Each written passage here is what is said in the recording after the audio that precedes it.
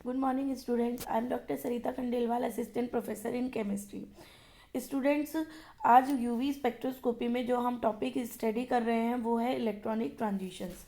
और यही UV spectroscopy का सबसे मेन पार्ट है कि एक्चुअली में UV radiation, UV visible region में रेडिएशंस जो एब्जॉर्ब होते हैं उससे होता क्या है कंपाउंड्स में, जिससे कि हमें यूवी स्पेक्ट्रा मिलता है। तो हम स्टार्ट करते हैं इलेक्ट्रॉनिक ट्रांजिशंस। अब इलेक्ट्रॉनिक ट्रांजिशंस नाम से आपको समझ में आ रहा है कि ये वे ट्रांजिशंस हैं जिनमें कि इलेक्ट्रॉन्स का ट्रांजिशंस होता है और इलेक्ट्रॉनिक एनर्जी लेवल्स के बीच में इलेक्ट्रॉन्स का ट्रांजिशंस होता है। अब इलेक्ट्रॉन्स होते हैं, आपको पता है मॉलिक्यूल में दो प्रकार के हो सकते हैं, sigma bond, sigma electrons and pi electrons.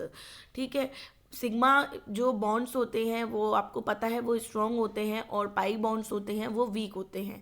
तो इसीलिए जो सिग्मा बॉन्ड से इलेक्ट्रॉन को अगर ट्रांजिशन करवाना है तो हमें ज़्यादा एनर्जी की ज़रूरत होती है, और अगर पाई बॉन्ड्स के इलेक्ट्रॉन को ट्रांजिशन करवाना है तो हमें कम एनर्जी की ज़रूरत होती है। अब हम बात करते हैं कि हमने ये तो देख लिया कि सिग्मा इलेक्ट्रॉन्स और पाई इलेक्ट्रॉन्स का ट्रांजिशन हो सकता है। अब एक मॉलिक्यूल है, कोई आपको दे रखा है, उसमें कौन कौन से ट्रांजिशंस पॉसिबल हैं, वो उसके बॉन्डिंग नेचर पर डिपेंड करेगा कि उसमें सिग्मा बॉन्ड्स प्रेजेंट है कि पाई बॉन्ड प्रेजेंट है, नॉन बॉन्डिंग इलेक्ट्रॉन्स प्रेजेंट है। तो जो जिस तरह के इलेक्ट्रॉन्स प्रेजेंट होंगे उस अकॉर्डिंग ट्रांजिशंस पॉसिबल हो सकते हैं। अच्छा, मैं आपको एक चीज़ और ध्यान दिलाना चाहूँगी कि जो इलेक्ट्रॉन्स होते हैं वो बॉन्डिंग से रिलेटेड दो तरह के मॉलिक्यूलर ऑर्बिटल्स होते हैं, या ये कहे कि तीन तरह के मॉलिक्यूलर ऑर्बिटल्स होते हैं। एक तो बॉन्डिंग मॉलिक्यूलर ऑर्बिटल्स जिसमें बॉन्डिंग इलेक्ट्रॉन्स जाते हैं, दूसरा है एंटी बॉन्डिंग मॉलिक्यूलर ऑर्बिटल जिसमें एंटी बॉन्डिंग इलेक्ट्रॉन्स जाते हैं, और तीसरा है नॉन बॉन्डिंग मॉलिक्यूलर ऑर्बिटल जिसमें कि लॉन पेयर इलेक्ट्रॉन्स जाते हैं। तो आपको ये समझ में आ गया कि जो मॉलिक्यूलर ऑर्बिटल्स होते हैं वो तीन तरह के होते हैं, वो हम पहले भी डिस्कस कर चुके हैं। अब जो इलेक्ट्रॉनिक ट्रांजिशंस है उनको दो कैटेगरी में बांटा जाता है, transitions between bonding and anti bonding orbitals. मतलब कि जहाँ से ट्रांजिशन स्टार्ट हो रहा है वो तो बॉन्डिंग ऑर्बिटल है, और जहाँ को इलेक्ट्रॉन एक्साइट होके जाते हैं वो एंटी बॉन्डिंग ऑर्बिटल्स हैं। इस कैटेगरी में दो ट्रांजिशंस रखे जाते हैं, दो प्रकार के, एक तो sigma to sigma anti star transition और pi to pi star transition. Sigma to sigma star transition में सिग्मा इलेक्ट्रॉन्स इन्वॉल्व है और pi to pi star transition में पाई इलेक्ट्रॉन्स इन्वॉल्व है। जो स्टार लगे हुए हैं मॉलिक्यूलर ऑर्बिटल को वो एंटी बॉन्डिंग मॉलिक्यूलर ऑर्बिटल को रिप्रेजेंट करते हैं। तो हम स्टार्ट करते हैं। सबसे पहले हम देखते हैं sigma to sigma star transitions. ये ट्रांजिशन जिस रीजन में दिखाई देते हैं या मिलते हैं वो है 120 से 200 नैनोमीटर की रेंज में। यह मैंने प्रीवियसली भी डिस्कस किया था कि 200 नैनोमीटर की रेंज में generally sigma to sigma star transition मिलते हैं और इनको इंस्ट्रूमेंट डिटेक्ट नहीं कर सकता है, इसीलिए ये ट्रांजिशंस होते हैं ना वो यूजलेस होते हैं। इन ट्रांजिशंस को हम स्टडी कर ही नहीं सकते, एनालाइज कर ही नहीं सकते। The excitation between bonding sigma and anti-bonding sigma orbital requires large energy corresponding to absorption in the far ultraviolet region in the range from 120 to 200 nanometre. तो ये जो रेंज है वो क्या है, फार यूवी रीजन या वैक्यूम यूवी रीजन में आती है। Thus, these transition in saturated hydrocarbon containing just sigma bond remains transparent in near or near UV region और विजिबल रीजन। तो अगर मान लो कोई सैचुरेटेड हाइड्रोकार्बन है और उसमें sigma to sigma star transition आ रहा है, तो हमारी जो रेंज है वो तो स्पेक्ट्रोस्कोपी में हम नियर यूवी और विजिबल रीजन की रेंज में लेते हैं, तो उसमें ये ट्रांजिशन दिखाई नहीं देते हैं। और अगर दिखाई नहीं देते हैं तो उसे हम कहते हैं कि ये ट्रांसपेरेंट है, ये हमें दिखाई नहीं दे रहे हैं। For example methane, propane, cyclohexane, इन सब में sigma to sigma star transition पाया जाता है, क्योंकि इसमें सिर्फ एक सिग्मा बॉन्ड पाया जाता है, ना पाई बॉन्ड पाए जा रहे हैं और ना नॉन बॉन्डिंग इलेक्ट्रॉन्स पाए जा रहे हैं। तो उनमें है ना sigma to sigma star transition पाया जाता है। और ये जो तीनों कंपाउंड्स हैं इन सब के लिए जो लैम्डा मैक्स होती है वो 140 नैनोमीटर से कम होती है। तो आपको ये देख रहे हैं सिग्मा टू सिग्मा स्टार और पाई टू, ये sigma to sigma star transition दिख रहे हैं। ये देखिए, ये सिग्मा ऑर्बिटल, ये सिग्मा स्टार ऑर्बिटल, तो इनके बीच में जो ट्रांजिशन हो रहा है उसे हम sigma to sigma star transition देख रहे हैं। ये देखिए सिग्मा बॉन्ड है ये, और ये एंटी बॉन्डिंग सिग्मा बॉन्ड है। तो इनके बीच में जो ट्रांजिशन हो रहा है उसे sigma to sigma star transition कहते हैं। अब पाई टू पाई स्टार ट्रांजिशन देखते हैं। ये ट्रांजिशन किस किस के बीच में होते हैं? If transition occurs between bonding pi molecular orbitals and anti-bonding pi molecular orbitals, these type of transition is called as pi to pi star transitions. These type of transition generally observed in the compound containing conventional double or triple bond, aromatic rings और carbonyl और azo group, मतलब जिन जिन में भी pi bond पाया जाता है उनमें ये ट्रांजिशंस देखने को मिलते हैं। Although ethylene absorb strongly around 180 nanometer in the far UV region, conjugated pi electron systems are more readily excited. अगर सिंपल एक इथाइलिन मॉलिक्यूल की बात करें जिसमें एक पाई डबल बॉन्ड पाया जाता है, उसका जो एब्जॉर्प्शन होता है वो 180 नैनोमीटर के करीब होता है, और ये भी आपको पता है कि फार यूवी रीजन में आता है। लेकिन अगर कंजुगेटेड सिस्टम होता है जिसमें एक से ज़्यादा डबल बॉन्ड पाए जाते हैं तो इनका जो ट्रांजिशन होता है वो 200 नैनोमीटर के ऊपर आने लगता है, जिससे कि हम यूवी स्पेक्ट्रोस्कोपी में हम एक्सेस कर सकते हैं, क्योंकि आपको पता है कि 200 नैनोमीटर से ऊपर का रीजन होता है वो एक्सेसिबल इन यूवी रीजन होता है। फॉर एग्जांपल ब्यूटाडाइन में लैम्डा मैक्स क्या होता है? 217 नैनोमीटर होता है। अगर मैं इथाइलिन और ब्यूटाडाइन का कंपैरिजन करूँ तो ब्यूटाडाइन में एक डबल बॉन्ड ज़्यादा है, ब्यूटाडाइन में 2 डबल बॉन्ड होते हैं और उनके बीच में कंजुगेशन पाया जाता है, और इस वजह से लैम्डा मैक्स जो होता है वो 200 नैनोमीटर के ऊपर आने लग जाता है, which is accessible in UV spectroscopic region. बच्चों यहाँ पे आपको अभी इतना समझ लेना है कि जैसे जैसे कंजुगेशन बढ़ता है या number of double bond conjugated double bond की संख्या बढ़ती है, लैम्डा मैक्स का मान बढ़ता है। इसे हम आगे डिटेल में भी पढ़ेंगे। यहाँ पे आप इसे अभी इतना समझ लीजिए कि कंजुगेटेड डबल बॉन्ड बढ़ने से लैम्डा मैक्स का मान बढ़ता है। The molar absorptivity for pi to pi star transition is very high because the pi and pi orbitals are situated in same plane, and consequently the probability of the jump of an electron from pi to pi star orbital is very high. बच्चों ये जो चीज़ अभी मैंने बोली ये sigma to sigma star और pi to pi star दोनों transition के लिए एप्लीकेबल होती है। आप देखेंगे sigma to sigma star transition ले ले या पाई टू पाई स्टार ट्रांजिशन ले ले, दोनों में ही जो दोनों ऑर्बिटल इन्वॉल्व है ट्रांजिशन में वो एक ही सिमेट्री के हैं, सिग्मा टू सिग्मा स्टार चले जाए या पाई टू पाई स्टार ट्रांजिशन चले जाए।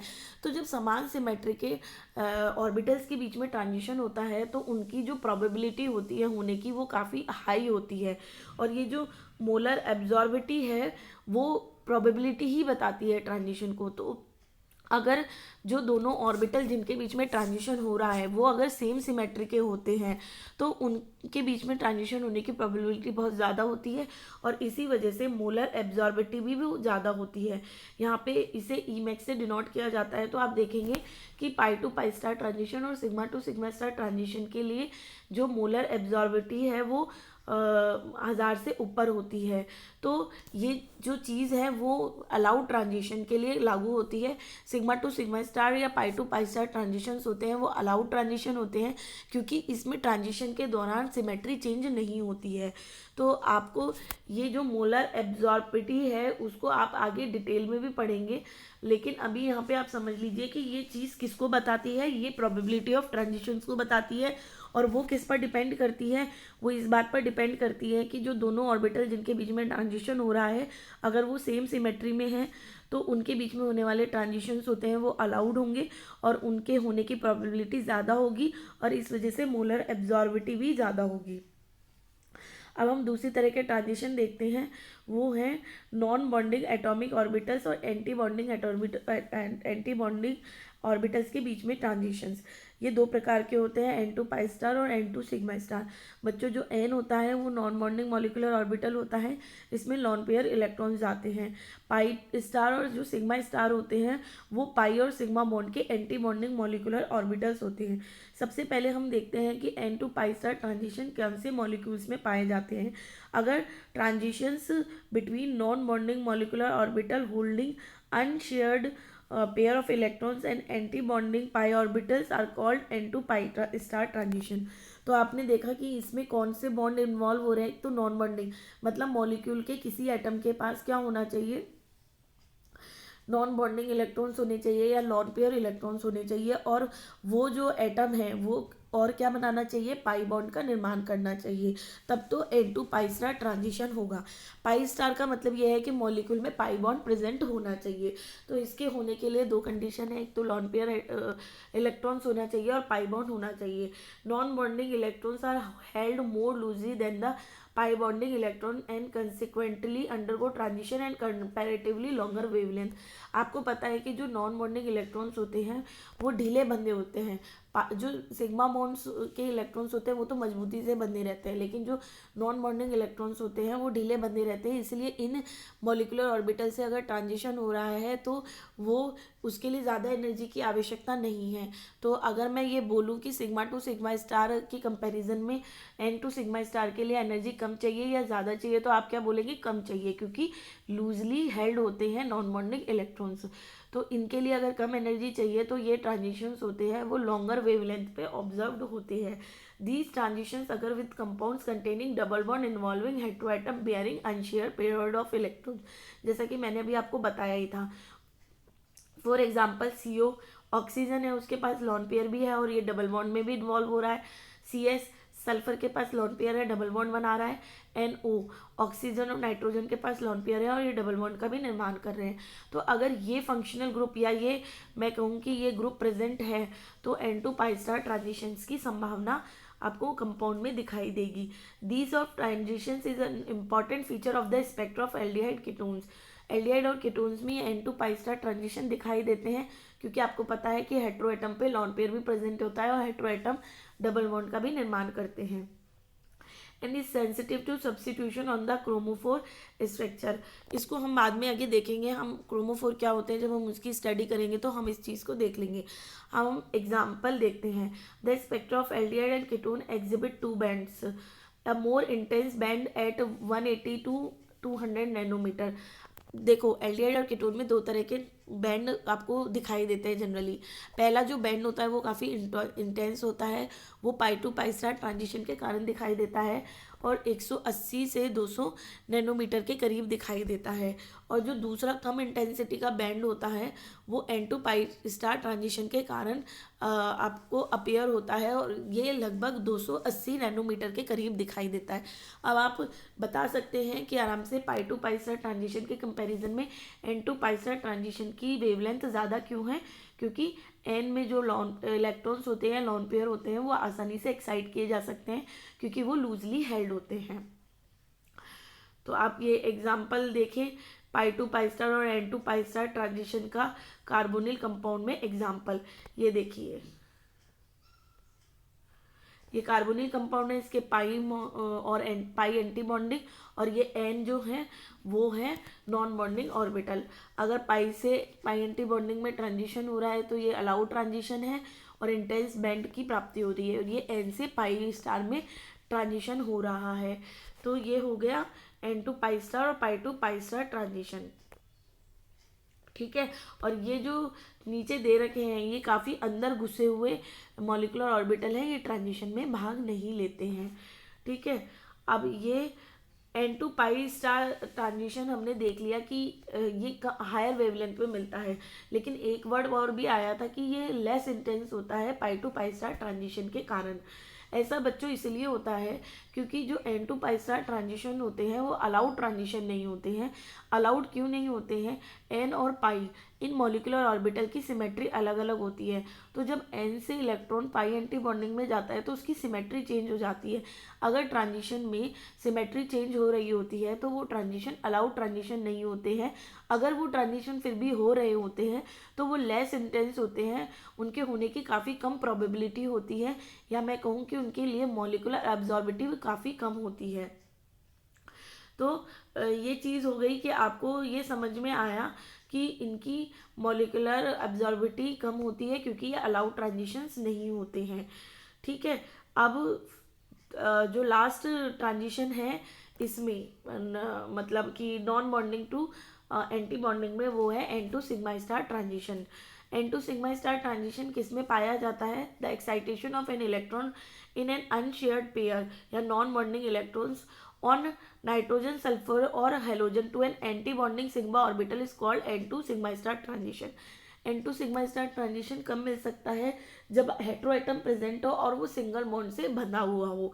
तो आपको पता चल जाएगा कि अगर हेटेरो एटम में सिग्मा बॉन्ड से है तो मॉलिक्यूल में सिग्मा एंटी बॉन्डिंग भी प्रेजेंट है, एन भी, तो उनके बीच में ट्रांजिशन हो जाएगा। For example methanol one iodobutane trimethylamine, इन सब में आपको ये N2 सिग्मा स्टार ट्रांजिशन पाया जाएगा।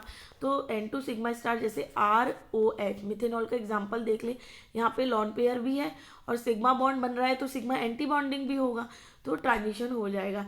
इसी तरह आयोडोब्यूटेन 1 2 3 4 और यहाँ आयोडीन लगा दिया, हेलोजन पे भी लॉन पेयर होते हैं और ये सिग्मा बॉन्ड से बने होते हैं।